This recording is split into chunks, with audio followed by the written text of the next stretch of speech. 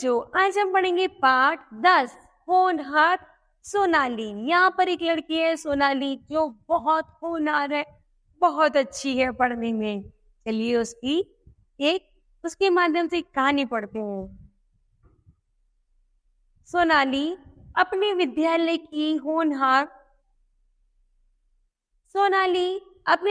की होनहार छात्रा थी। वह सदैव कक्षा में प्रथम आती थी, इसलिए सभी अध्यापिकाएं उसे बहुत प्यार करती थी।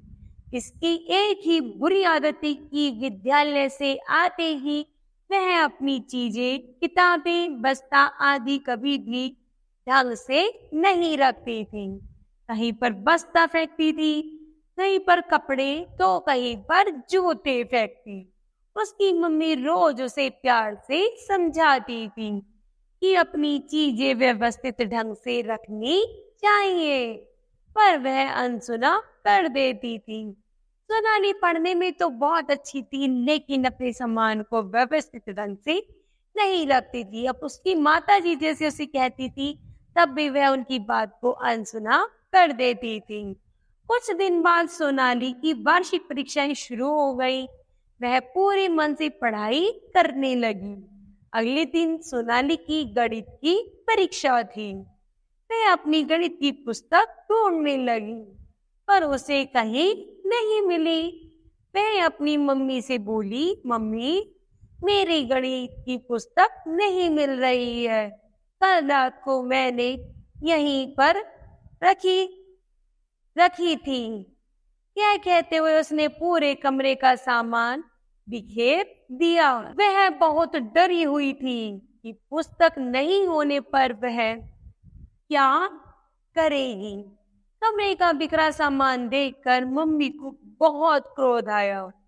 उन्होंने सोनाली से कहा, सोनाली, तुम अपनी कॉपी में कुछ सवाल हल करो, मैं ढूंढती हूँ। कहते हुए मम्मी गणित की पुस्तक ढूंढने लगी। सोनाली अपनी कॉपी में सवाल हल करने लगी। कुछ ही देर में मम्मी ने गणित की पुस्तक ढूंढकर सोनाली को दे दी, फिर पूरा कमरा व्यवस्थित कर दिया। अगले दिन सोनाली परीक्षा देकर घर आई और बोली, मम्मी, मेरी गणित की परीक्षा बहुत अच्छी हुई है, मेरे गणित में पूरे अंक आएंगे। यह कहकर उसने जूते उतार कर सही जगह रखे, फिर अपना बस्ता, मोजी और बोतल भी अपनी अपनी जगह पर रख दिए। मम्मी ने उसे हैरानी से देखा और सोचा कि कितनी आशाजनक बात है कि अभी तक तो ये लड़की कुछ भी नहीं संगवाती थी और आज इतना व्यवस्थित ढंग से रख रही है। तो उसकी मम्मी ने सोचा, आज तो बड़ी आशाजनक बात है।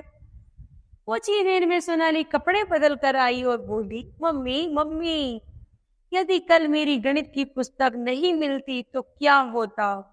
आप सही कहती हैं कि हमें अपनी चीजें सही ढंग से रखनी चाहिए। यह सुनकर मम्मी ने सोनाली को गले लगा लिया। तो बताइए बच्चों, आज हमने इस पाठ से क्या सीखा? तो हमने सीखा अपने सामान को सही स्थान पर व्यवस्थित रखने से कार्य में विलंब नहीं होता, वह समय की बचत होती है।